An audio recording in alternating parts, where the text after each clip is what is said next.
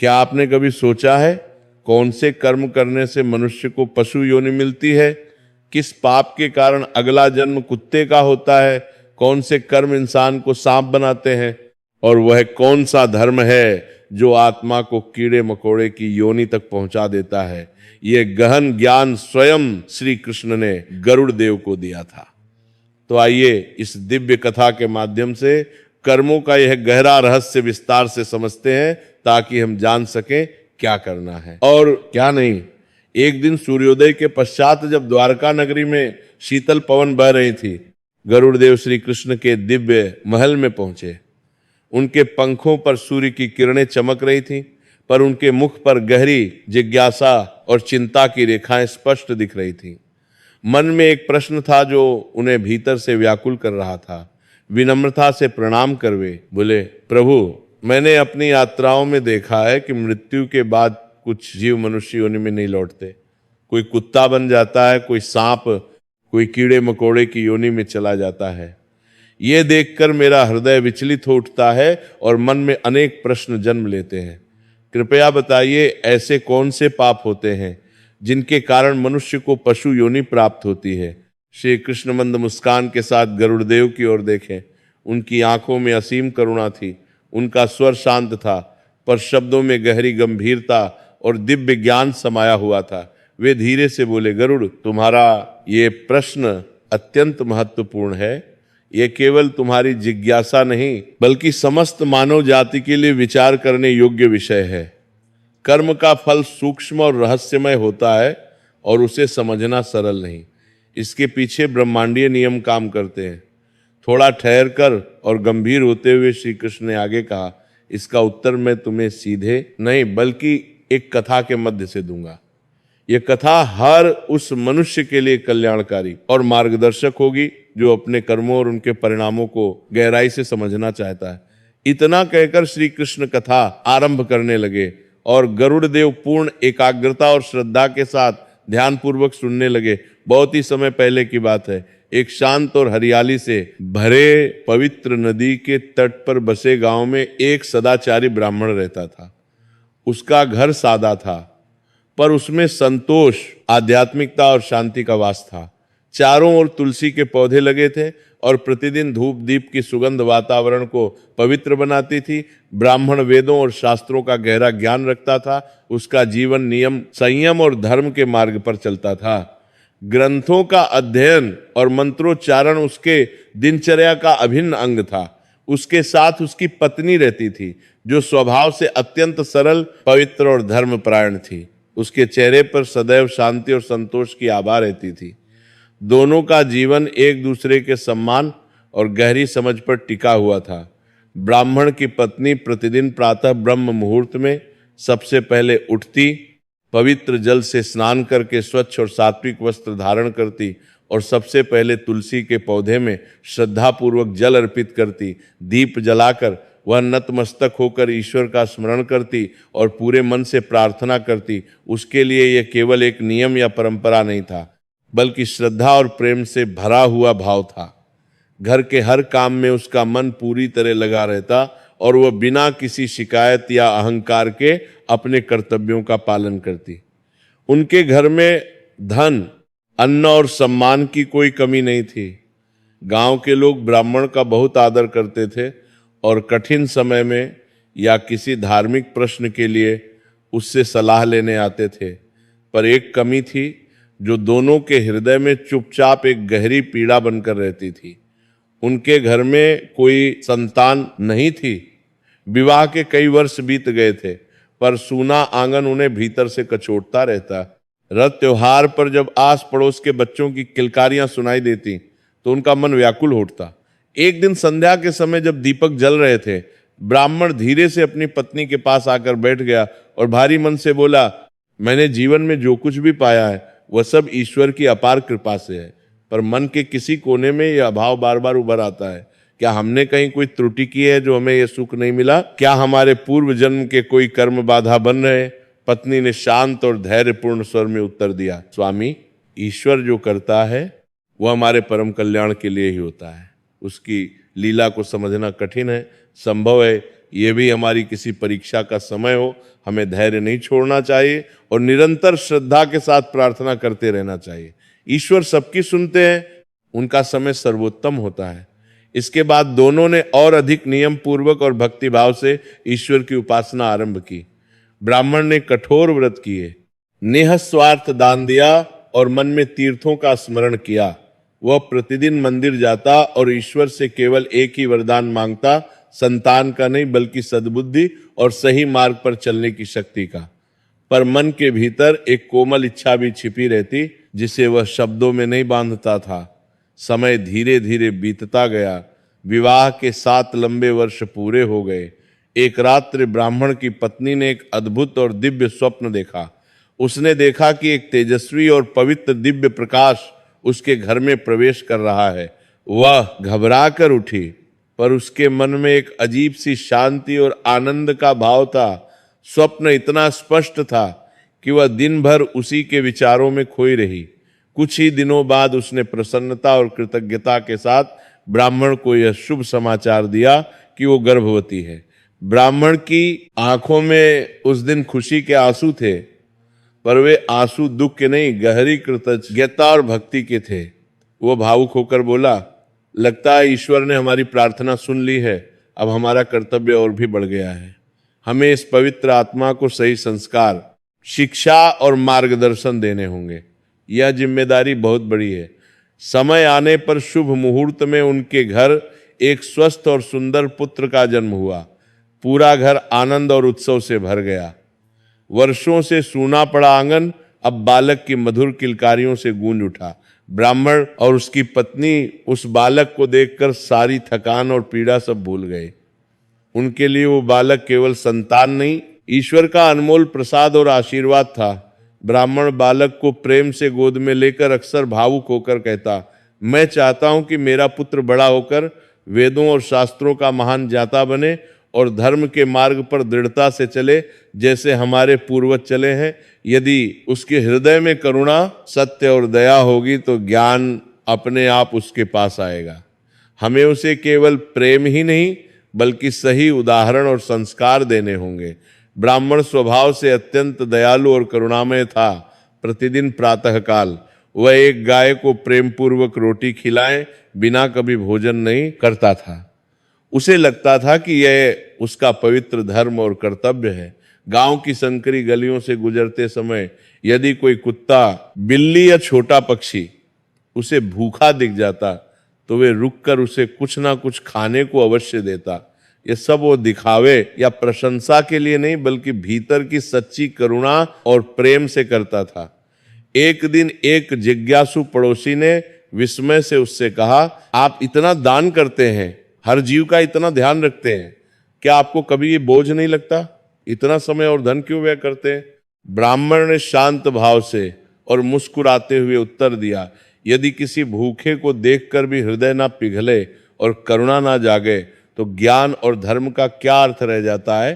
प्रत्येक जीव में वही परमात्मा है, उनकी सेवा करना ही सच्ची पूजा है। उसका पुत्र धीरे धीरे बड़ा होने लगा। ब्राह्मण उसे अपने साथ प्रेम से बैठाकर वेदों की मधुर ध्वनि सुनाता, मंत्रों का शुद्ध उच्चारण करवाता और साथ ही जीवन के छोटे छोटे पर महत्वपूर्ण संस्कार भी सिखाता। वह उसे केवल पुस्तक का सैद्धांतिक ज्ञान नहीं बल्कि व्यवहार और जीवन का व्यवहारिक ज्ञान देना चाहता था। बालक भी उन दिनों पिता की बातों को ध्यान से सुनता और उनके दैनिक कार्यों को गौर से देखता। उसकी निर्दोष आंखों में जिज्ञासा झलकती थी। एक दिन बालक ने मासूमियत से पिता से पूछा, पिताजी आप प्रतिदिन हर जीव को भोजन क्यों देते हैं? वे तो बोल भी नहीं सकते, आपको कैसे पता चलता है कि उन्हें भूख है? ब्राह्मण ने उसके सिर पर स्नेह से हाथ रखते हुए धीरे से कहा, बेटा वे शब्दों में बोल नहीं सकते, ये सत्य है, पर पीड़ा और भूख तो महसूस करते हैं। उनकी आंखें सब कुछ कह देती हैं। जो दूसरों की पीड़ा को समझता है और उसे दूर करने का प्रयास करता है वही सच्चा मनुष्य होता है। यही मनुष्यता है, यही धर्म है। समय अपनी निरंतर गति से आगे बढ़ता रहा। वही बालक जिसे कभी पिता के पवित्र शब्दों में सत्य और करुणा के बीज मिले थे, अब किशोरावस्था पार कर युवावस्था की दहलीज पर खड़ा था। उसके भीतर की जिज्ञासा अब संयमित नहीं रही। गांव से बाहर की चमकदार दुनिया, नए लोग और नई आदतें उसे अपनी ओर तेजी से खींचने लगी। धीरे धीरे वह ऐसी संगत में पड़ गया जहां ना तो धर्म का कोई मान था और ना ही संस्कारों की कोई कदर थी। आरंभ में परिवर्तन बहुत सूक्ष्म और धीमा था। वह पिता के साथ वेद पाठ में कम बैठने लगा। पूजा के समय कोई न कोई बहाने बनाने लगा। माता की प्रेमपूर्ण कही बातें उसे बोझ और पुरानी लगने लगी। ब्राह्मण यह सब चुपचाप देख रहा था, पर उसने धैर्य नहीं छोड़ा। उसे गहरा विश्वास था कि पुत्र भले ही अपने मां रर्ग से अस्थायी रूप से भटक रहा है, पर अंततः वह अपने संस्कारों की ओर लौट आएगा। एक दिन ब्राह्मण ने अत्यंत शांत और चिंतित स्वर में पुत्र से कहा, बेटा, मैं देख रहा हूं कि अब तुम्हारा मन ना अध्ययन में लगता है न साधना में। तुम बदल गए हो। बताओ क्या तुम्हें कोई कष्ट है या हमसे कोई भूल हो गई? हम तुम्हारी मदद कर सकते हैं। पुत्र ने उपेक्षा और हल्केपन से उत्तर दिया, पिताजी, आप हर छोटी बड़ी बात को धर्म और नियम से क्यों जोड़ते हैं? आज की दुनिया बिल्कुल अलग और आधुनिक है। हर समय ग्रंथों में डूबे रहना जीवन नहीं होता। मुझे अपने तरीके से स्वतंत्र रूप से जीना है। माता ये सुनकर भीतर से व्यथित हो उठी।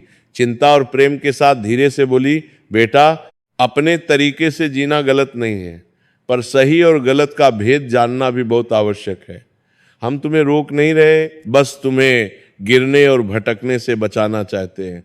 हम तुम्हारे हितैषी हैं। पर पुत्र के कानों पर जैसे जूं तक नहीं रेंगती थी। अब वह देर रात तक घर से बाहर रहने लगा। उसके नए मित्र उसे गांव के बाहर दूर ले जाते, जहां नशा और मांस का सेवन एक आम और स्वीकृत बात थी। वही पुत्र जो कभी गाय और पक्षियों को प्रेम से देखता था, अब उन बातों को हंसी में उड़ा देता। एक रात वो नशे में झूमता हुआ घर लौटा। उसके वस्त्र अस्त व्यस्त थे, आंखों में मदिरा की स्पष्ट लाली थी और चाल लड़खड़ा रही थी। ब्राह्मण ने यह दृश्य देखा तो उसका पिता का हृदय दुहक से कांप उठा। उसने कठोर शब्द नहीं कहे, पर स्वर में गहरी पीड़ा और निराशा थी। बेटा, यह मार्ग तुम्हें कहाँ ले जाएगा? सोचो, मैंने तुम्हें सत्य और संयम सिखाया था। तुम्हारे कर्म केवल तुम्हें ही नहीं, पूरे वंश और समाज को प्रभावित करेंगे। पुत्र बेशर्मी से हंस पड़ा और लड़खड़ाते हुए बोला, पिताजी, आप पुरानी और बासी बातों में जीते हैं। जीवन एक ही बार मिलता है। अगर अपने मन से ना जिया तो ऐसे जीवन का क्या अर्थ रह जाता है? उसकी निर्दयी बातों ने माता पिता के हृदय को जैसे चीर कर रख दिया। फिर भी वे मौन रहे। उन्हें लगा कि क्रोध से नहीं, प्रेम और धैर्य से बात बन सकती है। पर समय के साथ पुत्र का व्यवहार और भी कठोर होता गया। वह अब माता पिता की बातों का खुलकर अपमान करने लगा। जब भी उसे प्रेम से समझाया जाता, वह कटु ताने देता और गुस्से में घर से बाहर निकल जाता।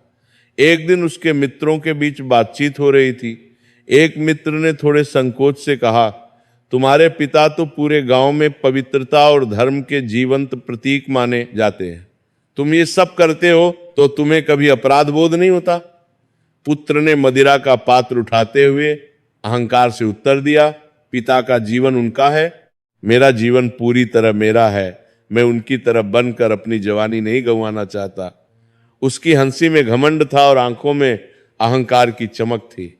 वह ये पूरी तरह भूल चुका था कि स्वतंत्रता और उच्छृंखलता में बहुत बड़ा अंतर होता है। उधर घर में माता हर रात देर तक दीपक के सामने बैठकर प्रार्थना करती। उसके शब्द मौन होते, पर आंसू बहुत कुछ कह जाते। एक संध्या ब्राह्मण ने अंतिम बार प्रयास करने का दृढ़ निश्चय किया। उसने पुत्र को अपने पास बैठाया और अत्यंत गंभीर स्वर में बोला, मैं तुम्हें आदेश नहीं दे रहा, केवल जीवन के अनुभव की बात कह रहा हूं। जो कर्म आज सुख देते लगते हैं, वे कल पीड़ा बनकर लौटते हैं। प्रकृति का नियम है। पुत्र ने झुंझलाकर रूखा उत्तर दिया, आप हमेशा भविष्य की काल्पनिक बातें करते हैं। मैं वर्तमान में जीता हूं, मुझे उपदेश नहीं चाहिए। मुझे बस मेरी आजादी चाहिए। उस रात ब्राह्मण बहुत देर तक जागता रहा। उसे अपने ही कर्मों पर गहरे विचार आने लगे। क्या कहीं पालन पोषण में कोई कमी रह गई थी? क्या प्रेम अधिक था या अनुशासन कम? उसके भीतर एक अनजाना भय घर करने लगा। मानो आने वाला समय कोई कठोर परीक्षा लेने वाला हो पुत्र अब पूरी तरह गलत संगत में डूब चुका था। मांस और मदिरा उसके लिए सामान्य और दैनिक हो गए थे। घर की मर्यादा, माता की ममता और पिता का तप सब उसके लिए अर्थहीन होते जा रहे थे। वह अपने कृत्यों को तर्कों से सही ठहराता, पर भीतर कहीं एक खालीपन भी था जिसे वह स्वीकार नहीं करता था। समय बीतने के साथ ब्राह्मण के पुत्र के शौक और अधिक बढ़ते चले गए। मदिरा, मांस और अय्यशी अब उसकी आदत नहीं, जरूरत और आवश्यकता बन चुकी थी, पर उसकी अपनी कोई कमाई नहीं थी। अब तक वो जो कुछ करता आया था पूरी तरह पिता के धन पर ही निर्भर था। धीरे धीरे ब्राह्मण के घर का सारा संचित धन उसी की गलत आदतों में पानी की तरह बह गया। जो घर कभी संतोष और सादगी का प्रतीक था, वहां अब अभाव ने दस्तक दे दी। एक दिन वो फिर पिता के पास आया। उसके स्वर में विनय नहीं, अधिकार और जबरदस्ती थी। उसने रूखे स्वर में कहा, मुझे अभी धन चाहिए, मेरे मित्र मेरी प्रतीक्षा कर रहे हैं, आज मुझे खाली हाथ नहीं जाना है, जल्दी दीजिए। ब्राह्मण ने उसकी आंखों में गहराई से देखा। वह भली भांति समझ गया था कि यह धन किसी अच्छे कार्य के लिए नहीं मांगा जा रहा। भारी और दुखी मन से उसने उत्तर दिया, बेटा अब मेरे पास देने को कुछ भी नहीं बचा। जो कुछ था वह सब तुम्हारे शौकों में चला गया, और मैं अब ऐसे अधर्म के कर्मों के लिए और धन नहीं दे सकता। यह मेरी विवशता है। यह सुनते ही पुत्र का क्रोध भड़क उठा। आग की तरह वो चिल्लाया, तो आपने मुझे बेसहारा छोड़ दिया। आपने कभी मेरी इच्छाओं को समझा ही नहीं। अगर धन नहीं दे सकते तो मुझे उपदेश देने का भी कोई अधिकार नहीं रखते। माता घबराकर बीच में आई। उसके स्वर में कांपती हुई पीड़ा और गहरी ममता थी। बेटा, क्रोध में ऐसा मत बोलो। हमने तुम्हारे लिए क्या नहीं किया। आज भी तुम्हें सही मार्ग पर लाने की आखिरी कोशिश कर रहे हैं। थोड़ा रुको और सोचो। पर पुत्र पर जैसे अंधकार छा गया था। गुस्से में उसने घर का सारा मान मर्यादा भूलकर माता पिता से झगड़ा किया, कटु और घोर शब्द बोले, अपमान किया और अंत में उन्हें घर से बाहर निकाल दिया। जिस आंगन में उन्होंने उसे चलना सिखाया था, उसी आंगन से वे आज अपमानित होकर निकल पड़े। ब्राह्मण की आंखों से आंसू बह रहे थे, पर वह शांत और धैर्यवान था। उसने पत्नी का हाथ थामा और कहा, संभव है यही हमारे कर्मों की परीक्षा हो। ईश्वर जहां ले जाएंगे वही हमारा आश्रय होगा। उन पर हमारा पूर्ण विश्वास है। रात के अंधेरे समय दोनों जंगल की ओर बढ़ते चले गए। न कोई ठिकाना, न कोई साधन। चलते चलते वह एक शांत आश्रम पहुंचे, जहां एक वृद्ध और ज्ञानी गुरु रहते थे। गुरु ने उनके चेहरे पर पीड़ा और तप दोनों को पहचाना। आप यहाँ शरण लेने आए हैं?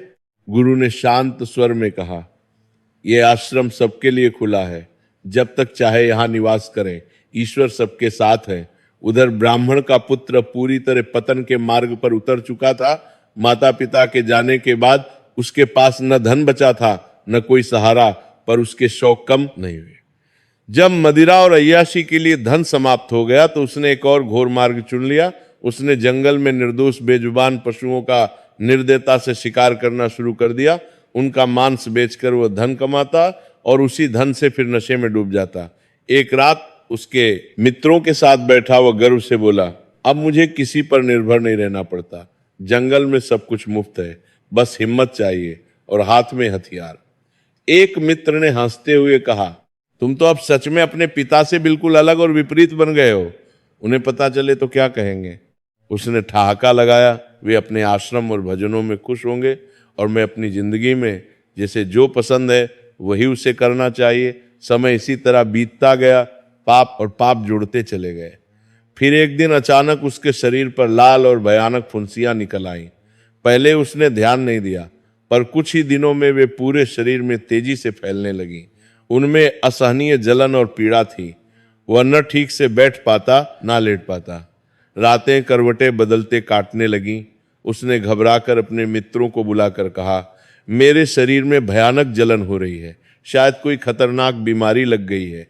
कुछ दिन मेरे साथ रहो, मुझे अकेला मत छोड़ो, मैं डर रहा हूं। मित्रों ने उसे ऊपर से नीचे तक घृणा से देखा। फुंसियों से रिश्ता रक्त और भयानक दुर्गंध उन्हें भयभीत कर रही थी। दोस्तों ने डरते हुए कहा, यह तो कोई भयानक और संक्रामक रोग लगता है, हमारे लिए खतरा हो सकता है। तुम किसी अच्छे वैद्य को दिखाओ, हम यहां नहीं रुक सकते।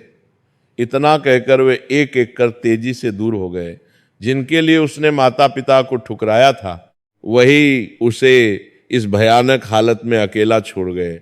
वह अकेला बैठा अपने शरीर की पीड़ा से कराहता रहा। मन में विचारों का तूफान उठने लगा। आज यह मित्र कहाँ हैं जिन्हें मैंने अपना सब कुछ माना, और जिन माता पिता को मैंने निकाल दिया, वे मुझसे कितना निःस्वार्थ प्रेम करते थे। उसकी आंखों से आंसू बहने लगे। पहली बार उसे अपने कर्मों का भार महसूस हुआ। मैंने किसके लिए सब किया?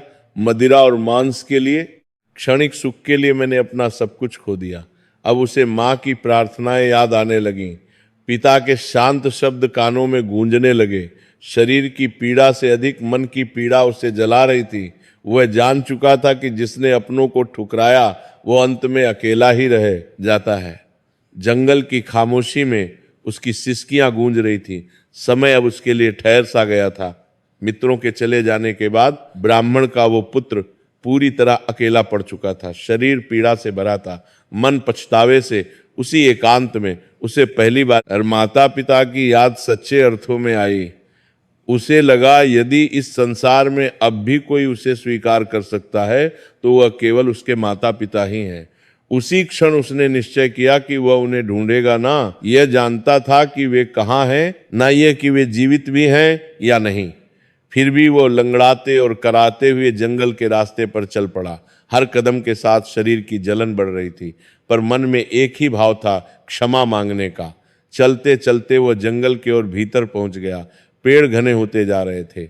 सूर्य का प्रकाश धरती तक मुश्किल से पहुंच रहा था। चारों ओर अजीब सी खामोशी और भयावहता थी, मानो जंगल भी उसे चेतावनी दे रहा हो। पक्षियों की आवाजें भी अब कम हो गई थी। वह बुदबुदाया, माँ, पिताजी, आप जहां भी हों, बस एक बार मुझे क्षमा कर दीजिए। कुछ दूर आगे बढ़ने पर अचानक उसे झाड़ियों में तेज हलचल सुनाई दी। उसका हृदय जोर जोर से धड़कने लगा। अगले ही क्षण उसकी आंखों के सामने एक भूखा तेंदुआ आ खड़ा हुआ। उसकी आंखें जलती हुई थी, शरीर दुबला था और चाल से स्पष्ट था कि वो कई दिनों से भूखा है। वो धीरे धीरे उसकी ओर बढ़ने लगा। ब्राह्मण का पुत्र भय से कांप उठा। उसके पैर जैसे जड़ हो गए। कांपती आवाज में वो बोला, मुझे मत मारो, मैं बहुत पीड़ा में हूं। मैं अपने माता पिता को खोजने जा रहा हूं। मेरे शरीर पर फोड़े हैं, मैं और नहीं सह सकता। तेंदुआ रुका। उसकी आंखों में कोई करुणा नहीं, बल्कि कठोर स्मृति थी। गहरी गंभीर आवाज में वो बोला, तुम आज अपने प्राणों की भीख मांग रहे हो। जब तुमने निर्दोष पशुओं को मारा था तब उन्होंने भी जीवन की भीख मांगी होगी। तुमने तब उनकी पीड़ा नहीं सुनी। लड़के की आंखों से आंसू बहने लगे। वो बोला, मुझसे महापाप हो गया, मैं अज्ञान में था, मुझे नहीं पता था कि यह सब इतना भयानक परिणाम देगा। तेंदुआ एक कदम और आगे बढ़ा और बोला, अज्ञान का बहाना मत दो। तुम्हें सही और गलत का पूर्ण ज्ञान था। तुम एक धर्मनिष्ठ ब्राह्मण के पुत्र हो, फिर भी तुमने जानबूझकर अधर्म चुना। उसकी आवाज जंगल में गूंज रही थी। लड़का पीछे हटना चाहता था, पर शरीर ने साथ नहीं दिया। वह सिसकते हुए बोला, मैंने अपने माता पिता का घोर अपमान किया। आज मैं पूरी तरह अकेला हूं। मुझे एक अवसर और दे दो। तेंदुए की आंखों में एक अजीब सी चमक आई। वह बोला, तुम्हारी कथा मुझे अपनी याद दिलाती है। मैं भी एक समय मनुष्य था। मुझे भी जीवन का सही मार्ग पता था, फिर भी मैंने हिंसा और स्वार्थ को चुना। लड़के ने चौंक कर उसकी ओर देखा। तुम मनुष्य थे, ये कैसे संभव है? क्या यह भी कर्मों का फल है? तेंदुए ने गहरी सांस ली। उसने कहा, हाँ, पिछले जन्म में मैं भी बेजुबान पशुओं को मारता था, उनका मांस खाता था और उसे अपना अधिकार समझता था। मृत्यु के बाद वह बोला, मुझे इस योनि में जन्म मिला, तब से आज तक इसी जंगल में भटक रहा हूं। लड़के का शरीर भय से सुन्न हो गया और बोला, तो क्या मेरे लिए भी यही भाग्य है? क्या मेरे पाप मुझे भी ऐसी ही योनि में ले जाएंगे? तेंदुआ गंभीर स्वर में बोला, कर्म कभी नष्ट नहीं होते, वे समय आने पर निश्चित फल देते हैं। तुम्हारे कर्म आज मेरे सामने खड़े हैं।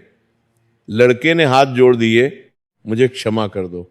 मैंने जीवन को हल्के में लिया। मुझे नहीं पता था कि हर कर्म का लेखा रखा जाता है। तेंदुआ कुछ क्षण शांत रहा, फिर बोला, पश्चाताप तब मूल्यवान होता है जब कर्म करने से पहले हो। आज का पश्चाताप तुम्हें पीड़ा से मुक्त नहीं कर सकता। आज मैं तुम्हें खाकर अपनी भूख मिटाऊंगा और तुम्हारे लिए ये भी तुम्हारे कर्मों का ही फल है। लड़का जोर से रो पड़ा। माँ, पिताजी, मैंने बहुत बड़ी भूल की। काश समय लौट सकता, पर समय कभी लौटता नहीं। अगले ही क्षण तेंदुए ने उस पर झपट्टा मारा। जंगल की शांति एक चीख से टूट गई। फिर सब कुछ शांत हो गया। कुछ ही पलों में उस ब्राह्मण पुत्र का जीवन समाप्त हो गया। अचानक उसके सामने दो भयानक आकृतियां प्रकट हुई। उनके नेत्र अग्नि समान थे और हाथों में पाश था। वे यमदूत थे। एक यमदूत कठोर स्वर में बोला, तुम्हारा समय पूर्ण हो चुका है, अब तुम्हें अपने कर्मों का फल भोगना होगा। चलो, यमपुरी में धर्मराज तुम्हारी प्रतीक्षा कर रहे हैं। उस लड़के की आत्मा कांप उठी। मुझे और अवसर नहीं मिलेगा, मैं पश्चाताप कर चुका हूं। क्या अब भी कोई मार्ग शेष नहीं? दूसरा यमदूत कठोरता से बोला, पश्चाताप का समय जीवन में होता है, अब तो केवल कर्मों का लेखा शेष है। वे दोनों उसकी आत्मा को साथ लेकर यमपुरी की ओर चल पड़े। मार्ग में उसने अनेक आत्माओं को देखा। कोई रो रहा था, कोई कराह रहा था, कोई मौन खड़ा था। हर चेहरे पर अलग पीड़ा थी, पर कारण एक ही था, अपने कर्म। कुछ ही समय में वह यमपुरी पहुंचे। वहां का वातावरण अत्यंत गंभीर और भयावह था। विशाल सभागृह में धर्मराज यमराज अपने सिंहासन पर विराजमान थे। उनके मुख पर क्रोध था न करुणा, केवल पूर्ण न्याय। उनके समीप चित्रगुप्त अपने विशाल ग्रंथों के साथ खड़े थे। यमदूतों ने विनम्रता से प्रणाम कर कहा, महाराज, ये वही आत्मा है जिसने जीवन में अनेक घोर अधर्म किए। इसे आपके सम्मुख उपस्थित किया गया है। यमराज ने गंभीर और भेदक दृष्टि से आत्मा की ओर देखा। उन्होंने आदेश दिया, चित्रगुप्त, इसके कर्मों का पूरा विस्तृत लेखा प्रस्तुत करो। चित्रगुप्त ने विशाल ग्रंथ खोला। उनका स्वर शांत था, पर शब्द कठोर सत्य से भरे थे। यह आत्मा एक धर्मनिष्ठ ब्राह्मण की संतान थी। इसे सही और गलत का पूर्ण ज्ञान प्राप्त था, फिर भी इसने जानबूझकर अधर्म का मार्ग चुना। उन्होंने आगे विस्तार से पढ़ा। माता पिता का घोर अपमान किया, उनके धन को नशे और विलास में नष्ट किया, निर्दोष पशुओं की निर्दयता से हत्या कर मांस का व्यापार किया। पश्चाताप केवल डर से किया जब फल सामने आ चुका था। आत्मा सिर झुकाए खड़ी थी। महाराज, वह कांपते हुए बोली, मैंने बहुत बड़ी भूल की। मैं पूर्णतः स्वीकार करता हूं कि मेरे कर्म अत्यंत गलत थे। मुझे जो भी दंड हो, मैं उसे सहने को तैयार हूं। यमराज का गंभीर स्वर गूंजा। न्याय स्वीकार करना धर्म की पहली सीढ़ी है, पर यह तुम्हारे कर्मों को मिटा नहीं सकता। हर कर्म का फल निश्चित रूप से भोगना ही पड़ता है। यह प्रकृति का अटल नियम है। उन्होंने कुछ क्षण मौन रखा, फिर दृढ़ता से बोले, तुमने जीवन में बेजुबान प्राणियों को भयानक पीड़ा दी। अब तुम्हें स्वयं उन योनियों में जाकर उस पीड़ा को प्रत्यक्ष अनुभव करना होगा। यमराज ने घोषणा की, तुम्हें पहले सांप की योनि दी जाती है, इसके बाद तुम कुत्ता, मेंढक और कीड़े मकोड़े की योनियों में भी जन्म लोगे। योनियां जहां भय, भूख और तिरस्कार निरंतर साथ रहते हैं। आत्मा कांप उठी। क्या ये दंड कभी समाप्त होगा? क्या मुझे मानव जन्म फिर मिलेगा? यमराज ने उत्तर दिया, जब तुम्हारे संचित कर्म पूर्णतः समाप्त होंगे तभी आगे का मार्ग खुलेगा। यह यात्रा अत्यंत लंबी है, पर न्यायपूर्ण है। इसके बाद यमदूतों ने उसे सांप की योनि में भेज दिया। अगले ही क्षण वह स्वयं को धरती लोक में एक सांप के रूप में अनुभव करने लगा। न भाषा थी, न अभिव्यक्ति, केवल भय और भूख। हर पल उसे मनुष्यों से खतरा था। हर जीव उसे मारने को तत्पर था। सांप की योनि में उसने पहली बार गहराई से समझा कि भय क्या होता है। पत्थरों के नीचे छिपकर रहना, भोजन के लिए संघर्ष करना और हर क्षण मृत्यु की आशंका। उसे अपने पिछले जन्म की क्रूरता अब स्पष्ट दिखाई देने लगी। समय बीतने पर जब उस योनि का फल पूरा हुआ तो उसे दूसरी योनि में भेज दिया गया। कभी वह कुत्ता बना, जहां उसे दुत्कार और भूख मिली। कभी मेंढक, जो हर कदम पर कुचले जाने का भय सहता है। कभी कीड़ा, जिसे कोई महत्व नहीं देता। हर योनि में उसे एक ही बात से समझ में आती गई, जिस पीड़ा को मैंने दूसरों को दिया, वही पीड़ा अब मेरा अनुभव बन चुकी है। उसकी चेतना धीरे धीरे परिपक्व होने लगी। उसे माता पिता का प्रेम, पिता की करुणा और माता की प्रार्थनाएं अब स्पष्ट दिखने लगी। पर अब शब्द नहीं थे, केवल गहरे अनुभव थे। कथा सुनने के बाद श्री कृष्ण कुछ क्षण मौन रहे, फिर वह आगे बोले, मनुष्य पशु योनि कब प्राप्त करेगा? उसके कई महत्वपूर्ण कारण हैं। पहला कारण है क्रूर हिंसा और निर्दयता। जो मनुष्य बिना किसी वास्तविक आवश्यकता के केवल स्वाद, मजा या मनोरंजन के लिए पशु पक्षियों की निर्दयता से हत्या करता है और दूसरों के दर्द को बिल्कुल महसूस नहीं करता, उसकी आत्मा को उसी हिंसा से जुड़ी पशु योनि में जाना पड़ता है। ऐसे कर्म करुणा से पूर्णतः शून्य होते हैं और करुणा के बिना मनुष्य मनुष्य नहीं रह पाता। फिर श्री कृष्ण ने आगे कहा, दूसरा कारण है भोजन में लोभ और असंयम। जो व्यक्ति केवल जीभ के क्षणिक सुख के लिए जीता है, खाने पीने में कोई मर्यादा नहीं रखता और विवेक को छोड़ देता है, उसे ऐसी योनि मिलती है जहां बुद्धि नहीं, केवल भूख और प्रवृत्ति होती है। मनुष्य को भोजन करना चाहिए, भोजन को मनुष्य पर शासन नहीं करना चाहिए। तीसरे विषय पर वे बोले, तीसरा कारण है काम वासना में डूबा जीवन। जो मनुष्य स्त्री पुरुष के सम्मान को भूलकर केवल वासना को ही जीवन का लक्ष्य बना लेता है, पर स्त्री गमन, छल और भोग में लिप्त रहता है, वह आत्मा ऐसी योनि पाती है जहां विवेक समाप्त हो जाता है और केवल प्रवृत्ति शेष रहती है। वासना पर नियंत्रण ना हो तो आत्मा नीचे की ओर गिरती है। गरुड़ देव अत्यंत ध्यान से सुन रहे थे। श्री कृष्ण ने आगे कहा, चौथा कारण है माता पिता और गुरु का अपमान। जिनसे जीवन मिला, जिनसे संस्कार और दिशा मिली, यदि मनुष्य उन्हीं का अपमान करे, उनकी सेवा से मुंह मोड़ ले, तो वह कृतघ्न कहलाता है। ऐसी आत्मा को ऐसी पशु योनि मिलती है जहां सेवा तो करनी पड़ती है पर सम्मान नहीं मिलता। अंत में श्री कृष्ण ने कहा, पांचवा कारण है अहंकार। जो व्यक्ति अपने धन, शक्ति, ज्ञान या पद के घमंड में दूसरों को तुच्छ समझने लगता है, गरीब और निर्बल का उपहास करता है, उसे वही योनि मिलती है जिसे वह तुच्छ समझता था, ताकि वह अनुभव से जाने की घमंड का फल क्या होता है। श्री कृष्ण ने बात समाप्त करते हुए कहा, गरुड़, पशु योनि केवल दंड मात्र नहीं है, वह आत्मा के लिए महत्वपूर्ण शिक्षा है। मनुष्य जन्म सबसे बड़ा अवसर है। जो इसे करुणा, संयम और विनम्रता से जी लेता है, वही इस चक्र से मुक्त हो पाता है। गरुड़देव श्रद्धापूर्वक नतमस्तक हो गए। उन्होंने कृतज्ञता से कहा, प्रभु, आज आपने कर्म और करुणा का सच्चा और गहरा अर्थ समझा दिया। यह ज्ञान सभी के लिए कल्याणकारी है।